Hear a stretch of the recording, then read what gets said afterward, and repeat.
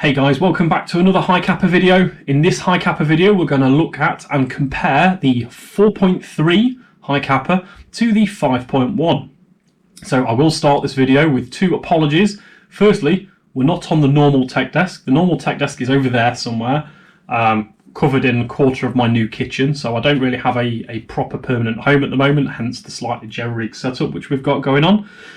And then secondly, I am struggling with speaking a little bit at the moment. I had COVID last week and I am still kind of getting over that, so kind of lung capacity is a bit off and my throat is a bit out, so apologies if I stop. I am still here, and if this video makes it to YouTube, I probably did continue breathing. So 4.3 to 5.1, we see it banded about on some of the Airsoft forums quite often, you know, what's the differences, and very often there are some very good answers given. Very often though, we do see some answers which aren't right, and then sometimes some things are completely missed. So what I want to do is I want to kind of break this one down a little bit for you, my experiences with both the 4.3 and the 5.1, and we'll point out a few other kind of changes along the way. What I'm not going to do is go through each one and bore you senseless with the parts which are on them. I'm just going to kind of compare them at high level as we go through the actual pistol. So the first and most noticeable difference between these two pistols is the magazines. So this is the 4.3 magazine, this is the 5.1 magazine. If you were to look at the specification for these mags or buy them separately, this is 28 round in the 4.3 and this is 31 round in the 5.1. The reason for that is all to do with the base plates on these magazine casings. On the 5.1 it's a slightly deeper base plate. On the 4.3 it's a nice shallow base plate. So what that means is your capacity is just a little bit more increased here. It's not the actual capacity so much, it's more the fact that the spring's got more room to get out of the way. It is a slightly different plunger, I believe, under here as well. So, and you can swap these, this one to that one to this one. And you can use both. You can use a 4.1 mag in a 5.1. Absolutely no problem doing that. I think it gives a slightly nicer look. And likewise, you can use a 5.1 mag in a 4.3, and often you'll find 5.1 mags will fit better when you have a mag well because they're that little bit more extended. What I had to do with some of my other 4.3 mags is just kind of file these lips off a little bit because they do tend to foul. There you go, you can just see they just tend to foul on the mag well there. So that's the magazine differences. So there's 3 BBs in it. Other than that, they're completely cross-changeable. Doesn't matter which one you use where. As we look at the two guns side by side, then we have the actual grips, they're the same. Mag releases, they're the same for the most part. On this 5.1 model, it's quite pronounced. On the stock 4.3, it's quite shallow. So this is an extended one off a gold match, so very similar to this one, but usually they're quite flat on the 4.3, so slightly lower profile. A change which not a lot of people pick up on now is thumb safety. On a 4.3, you get a single side thumb safety, just there. And that's great. For me, a 4.3 is very much a skirmish pistol, so you don't really need that. I swap all my plungers out for the Airsoft Masterpiece ones, so they're difficult to move anyway. I never use that safety. But not having it on that side, I kind of like that. On the 5.1, you get a dual-sided thumb safety, kind of ambidextrous, although these sides are quite known for coming loose. So is that a good thing or not? Probably not. I don't really care. That's the difference between them. What you will also notice, because this is a single thumb side, in the frame here, there is a little blanking plate. It's a very small piece of plastic, has a very small screw, and it just blocks the gap there. You obviously don't have that with this side because you have the leg of the thumb safety which goes into there, and it needs that to be able to move. So I'm not sure, I'm impartial on which I prefer. Like I say, skirmish build, I quite like single side because you're not going to catch, it's something else which you're not going to catch. But then on a more decorative build, yeah, kind of like the dual-sidedness. So then that brings me on to the next part, which is different between these two pistols, and again it's not picked up as much by kind of the general internet, and that's the beaver tail safety. So on the 4.3 you can see it's very short, it's extremely short, and it kind of sits in. I mean, don't get me wrong, it kind of covers your hand. You know, the slide isn't going to, you know, hit your hand or anything like that, but it's very, very short. On the 5.1, it's extended. And you can see there, it is extended, and it's got a nice little lip to it as well. So for me, I prefer that, again, on a decorative build and on something which is going to be fast moving, just that extra little bit of reassurance that nothing's going to crack me in the back of the hand there. But again, on a skirmishing pistol, do you need it there? Probably not, no. As we move through the pistol, grip screws. So grip screws are the same, they're interchangeable. And again, I will point out that these parts, these kind of thumb safeties and these beaver tails, they're all interchangeable. Between the TMs, everything apart from kind of a couple of parts is interchangeable.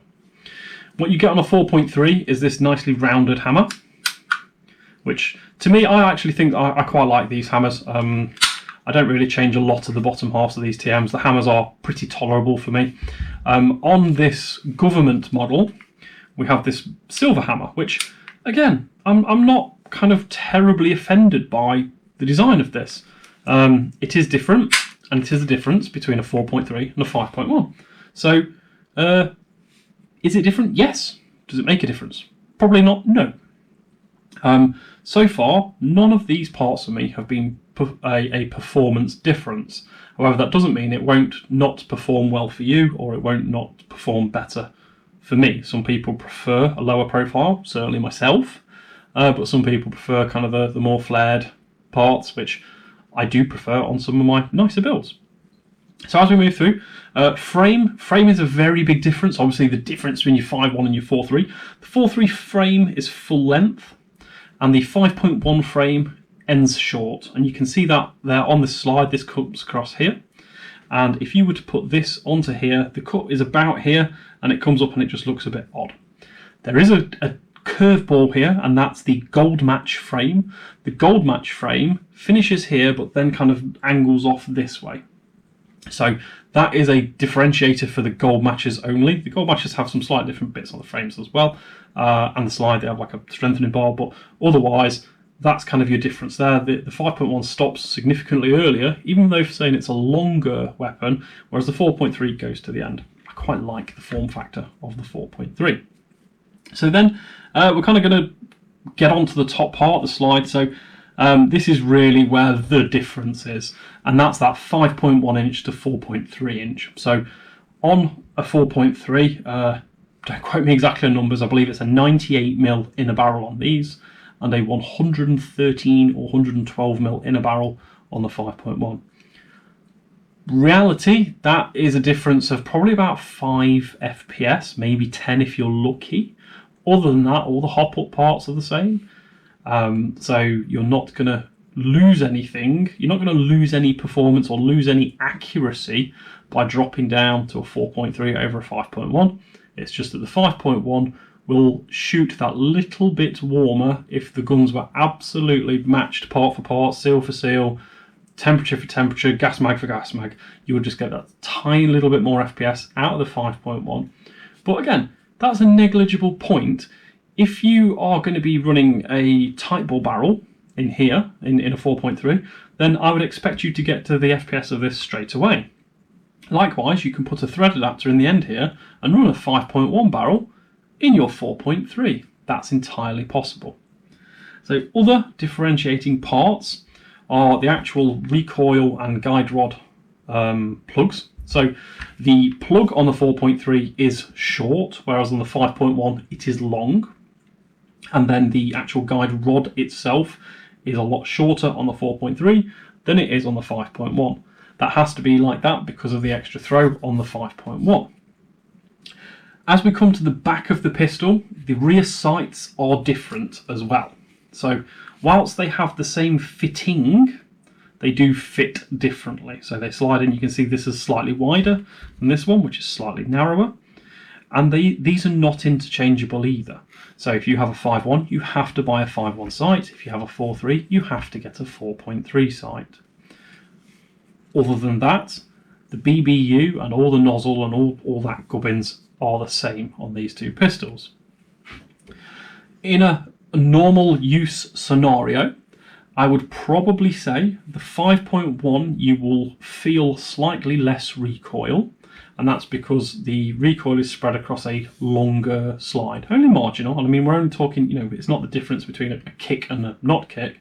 It's a lot easier to get the recoil under control of the 5.1 than the 4.3 because it's got further to travel. Again though, if you are modifying and you're going to start swapping slides out, then you can actually build towards a weight or a recoil style, whether you want something which is going to kick hard or not. So that is, as far as I'm aware, the differences between your 4.3 and your 5.1. I'm very happy to be pointed out if there are more differences than that. But other than that, that's kind of the general gist of it. Is there a better one than the other? No, I don't think so. Both as a TM pistol out of the box will perform exceptionally well for you. Both will shoot straight and they will shoot what I would say certainly CQB distance accurately. And then if you are going to use them as a skirmish sidearm, you know, if you're a sniper or something like that, you're going to be able to reach the end of your engagement distance quite easily with both of these. So each one is going to be kind of mine are built in a different way. This one is my skirmish sidearm, so I've got the aluminium slide on there, and it's going to get a bit beaten up. And then the 5.1 is the new one. This is the project gun. This is going to get built up in time anyway into effectively a super snappy low recoil build. So there we go. That is a very quick lowdown. Thank you very much if you've made it this far. Again, massive apologies that we're not at the normal desk with the normal setup. It is going to come back at some point. I'm just not sure when that point is going to be for you. So thank you very much. Hit that like button, drop me a comment if I've forgotten anything else, and hit that sub button. I will catch you in the next one.